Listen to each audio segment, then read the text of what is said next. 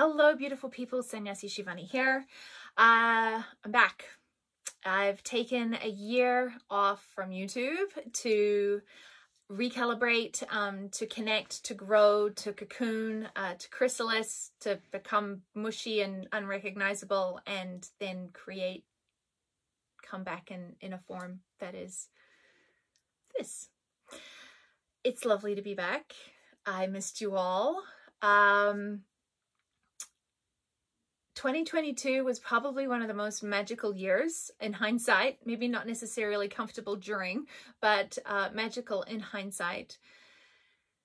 I've always been a medium. There, I said it. I've always been a medium. I've always had connection with spirit, with beings that are not there or unseen, with the dead, for as long as I can remember. And it's not something I've always channeled people's guides when we do one-to-one work. That is not, particularly challenging or unusual, and that is fine. But in the last year, winter solstice 2021, something shifted. And it was just before that. It was in, I think, early November 2021. I was doing my daily practice up on the hill in the trees, to the land, and I was connected or contacted by a being whose name is Fryn, F-R-N. And I'm not going to go into where she's from or what she's doing or anything like that right now, but we ended up having sort of regular contacts, and then of winter solstice 2021, a lot more information came in around her and who she is and what she's doing and where she is and who she's connected to and things like that. So okay, when I channel, I definitely, when I have these kinds of new experiences, I mean, I have not shared any of this for over a year.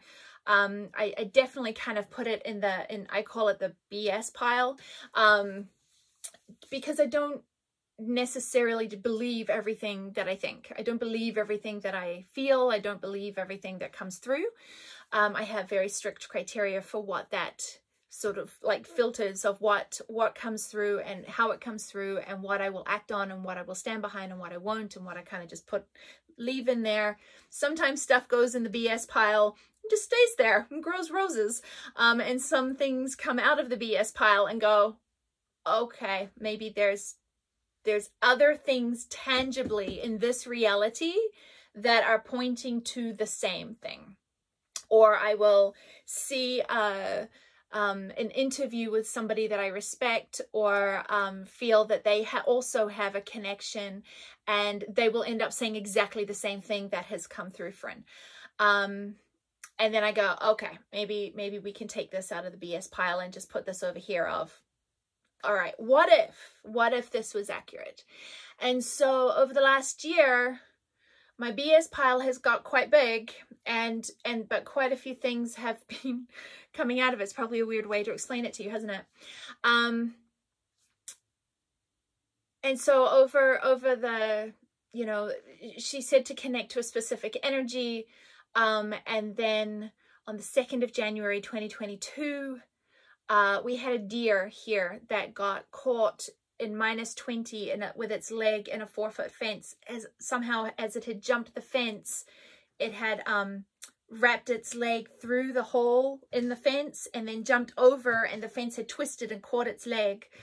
And so we found it the next morning upside down. It had bashed its head against the post of the fence.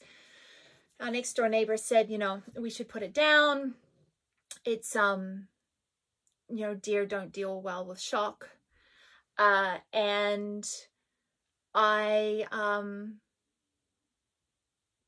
felt this presence, Fryn, and I asked the deer, did it want to go, or did it want a chance to get well? And it said it wanted a chance to get well. So we cut the fence, got its leg down, which was completely frozen, like hard hammer frozen. And put it in the back of a truck.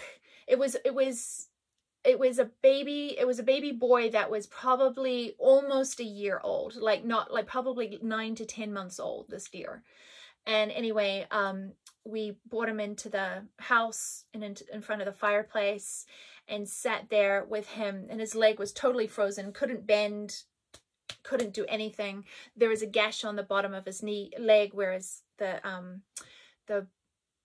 fence had been caught it, but it wasn't even bleeding. The blood was just frozen. Anyway, I asked this being to help me tone to this deer who was terrified. And every time I would tone and sing, he got really calm and started to just put his head on my lap and just lie there in front of the fire. And so for about 5 hours, I sat there and I toned to him. I fed him little bits of hay, little bits of grape, little bits of, just little bits of food, and until his cut on his leg started bleeding. We disinfected it and wiped it, and it wasn't too bad, and wiped his face, and that wasn't actually too bad either. Just the blood, didn't look very good to start with.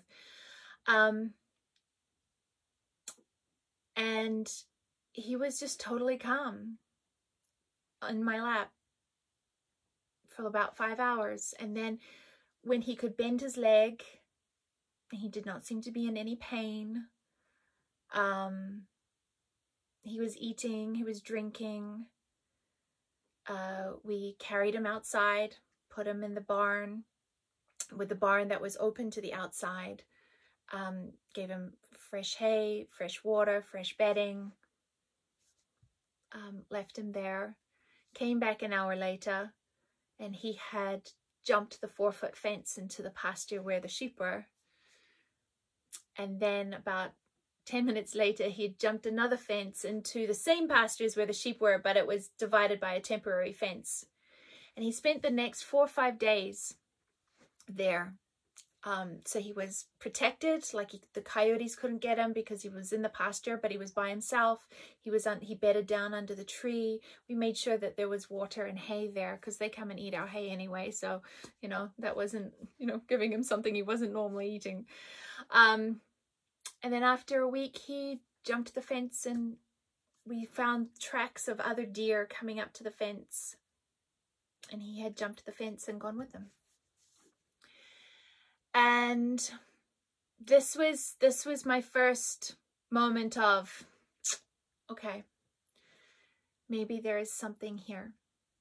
Then I was told that we needed to go to Mexico, that there was something in Mexico that I needed to connect to. And there was a connection between the portal here at Niwas and the portal down there. And we went, and it was amazing, and the people were lovely, and the food was great, and it was beautiful and everything. And I was terrified. I spent the entire trip. Every night I woke up from night terrors. Every day I had panic attacks. Every time I went in the ocean, I had a panic attack. It was weird. It was super weird because I just don't have that kind of level of anxiety usually. And so I spent the whole trip afraid. I prayed, I offered tobacco, I toned, I did everything that I felt like needed to be done, but I was terrified. I had to be there and feel this fear. All this memory of tsunamis was just awful. And then I went surfing on the last day, and surfed into the shore, fell off the surfboard, lost my balance, and a wave took my surfboard, and the surfboard's momentum whipped the leash on my ankle, and my ankle had been compromised that summer from being,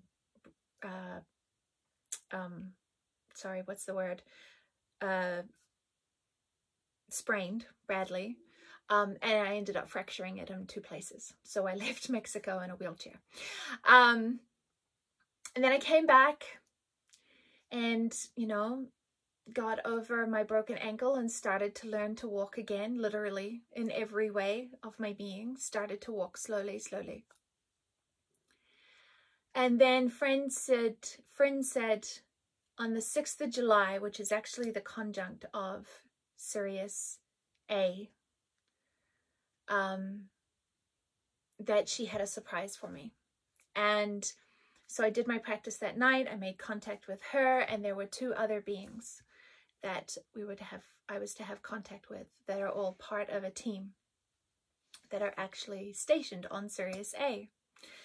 And this is all very much connected to the galactology that I had been told to learn, and you know, everything was kind of in alignment. Now, one of those beings, he had said, you know, we have a direct karma, a direct contract. When you understand our connection between him and I, then you will, I have a gift, an earthly gift for you. And I can feel myself getting emotional right now just talking about it. It's very vulnerable for me to be sharing this with you. And I don't know why I have to share all of this with you, but I feel like I do. So I'm gonna. And I may put it up for a day and then take it down. I don't know. But here we are. Anywho, so he said, when you understand the connection between us, there will be an earthly gift. And I was like, okay, we'll just put that in the BS pile. Fine, great. And I was like, fine. And he's a Capellian. He's from Capella. And he said he was very connected to Mexico. He was part of why I needed to go to Mexico, that there's something there. I think the first time we went there, it was for me to purify and to move through my layers of fear.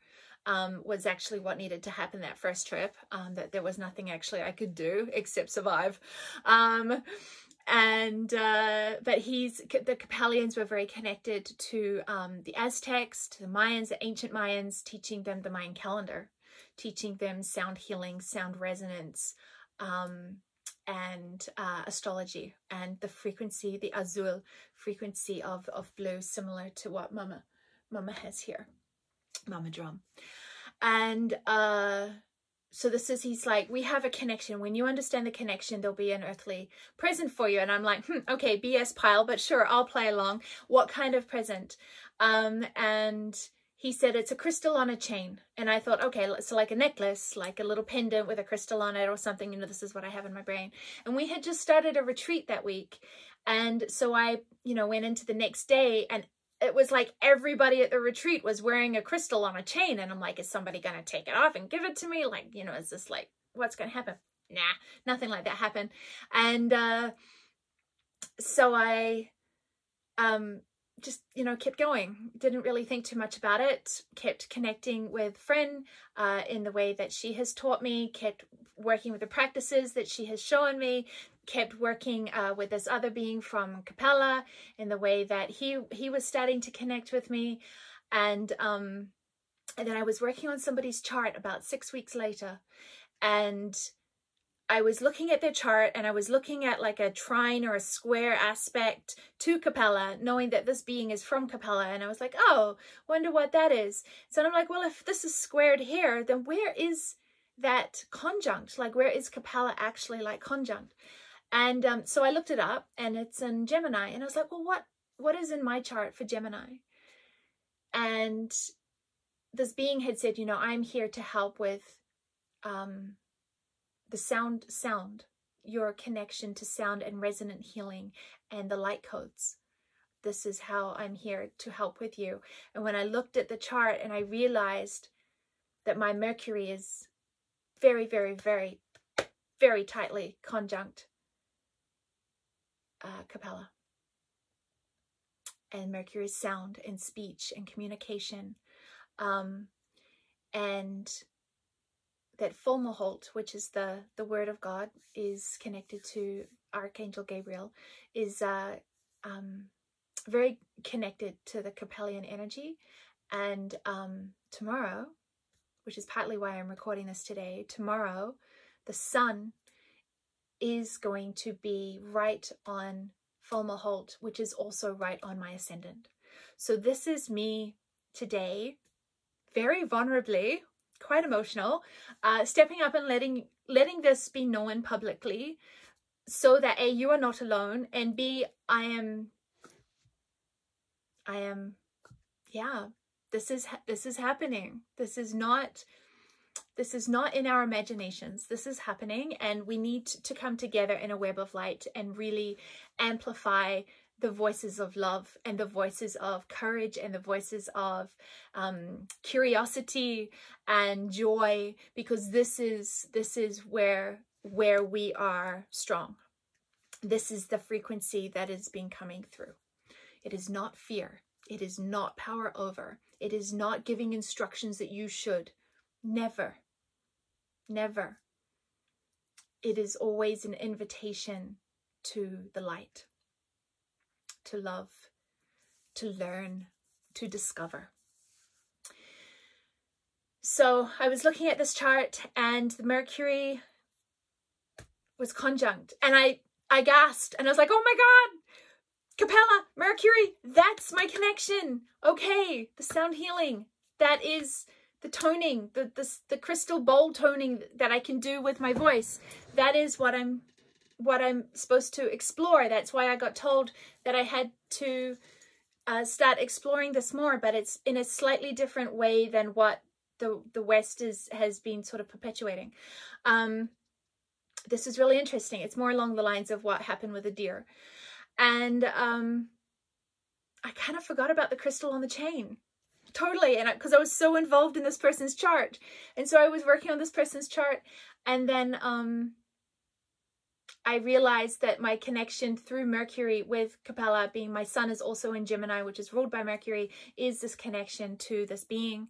I got really excited and totally forgot about the crystal. And then about 2 hours later, I was exhausted in a daze from channeling for this chart all morning. And I walked downstairs, and there was a Merkaba crystal on a chain on my journal next to my chair. And I said to my son, who's 13, where did this come from? And he said, well, back in that retreat, which is just after this being had told me that it was on the earth. He said, back in that retreat, I found this between two rocks by the bakery. And I put it in my pocket thinking that somebody would be like, I've lost my thing and I don't know where it is and it's really special to me. And then I could like pull it out and give it to them. And I showed one of the other people at the retreats, and they had never seen it and they'd never heard of anybody losing anything. So I just put it on my altar in my bedroom. I don't go into his bedroom very often. And then he said, and then I was cleaning my room this morning and I saw it on my altar and I realized that it wasn't mine and it was yours. So I brought it in and I put it on your book. So that came out of the bullshit pile. Excuse my French. And so this year we were told we had to go back to Mexico. And we got to Mexico, I think it was on the 1st of February, 31st of February, 31st of January, sorry. And on the 1st of February was that comet, that green comet that was going over in the Gemini constellation. And before we went to Mexico, I was told that there was an echo of a being down in Mexico that I was able to channel the light language that this Capellian being spoke. The being that from Capella that I usually speak to, he's kind of like, he's like it's like old English, you know, like how Shakespeare would speak is what this being speaks compared to how I speak. He's like, it's like Sanskrit, like speaking in Sanskrit, but speaking in this light language from the ancient land that is in Mexico. And so then this being came through and spoke the light language and told me the things that I needed to take to Mexico from here, from Niwas, from this land here, to help this ley line. There's a ley line, there's a portal at Niwas, there's a ley line going down to there, down the Santa Maria, Rocky Mountain Santa Maria line, through the heart of Arizona, which we've been told that we need to go to in October. Anyway, I want to make this long story short. We get down there, the comet goes over on the 1st. On the 2nd, we get a guide to take us to the waterfalls. All I know is we have to go to the waterfalls. There's 3 different places on the waterfalls. He asks us which one to go to. I said, which one do you feel most sacred, most connected to? He said the middle one. So we went to the middle one. I took the things that I was guided to take from here, and I offered them to the waters there and called in the specific beings and spoke this light language specifically to wake up the codes in the water, so that as the water comes down out of the mountains there and moves through, and it's what everybody drinks. It's like what all of the villages drink as they go down the mountain. That these light codes are actually in the water, are waking up the land, that are waking up the land and waking up the trees and waking up the plants, and that these light codes in the water are to start waking up, to tell the land that we have woken up and we can start connecting in a deeper way again, and then reconnecting this ley line. So I did that as I was guided to. We had a very nice swim at the waterfalls, very nice time, absolutely amazing time. We come back, and then the next night there is an earthquake only 20 minutes from Niwas. Unheard of. A 3-point-something earthquake within 24 hours. I don't know if it's connected. For me, it's still a little bit over here in the pile. But it's also too much of a coincidence that I get asked to wake up this ley line, and then suddenly the earth here is shaking. So the waters are really, really important. And right now we've just moved into Pisces. I think March 2023 is going to be incredibly powerful, because we have Shiva, we have Pluto moving from Capricorn into Aquarius, and we also have Saturn moving from Aquarius into Pisces. And Saturn moving into Aquarius into Pisces is a real talisman. It's a real harbinger of anchoring the reality and the karmas in the dream, of the ideal, of this ethereal Piscean energy. And so if you have your sun, your moon, or your ascendant in Pisces, I think March is going to be very, very important. And it's starting a 3-year cycle. This is very, very crucial for us to not let this month move past us without acknowledging things. The equinox on the 20th of March is going to be, I feel, another very important portal, like the winter solstice of 2021 was.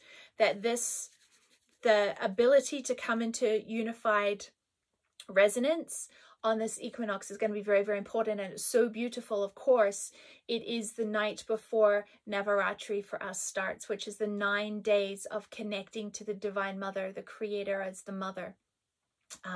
That will be bringing that through.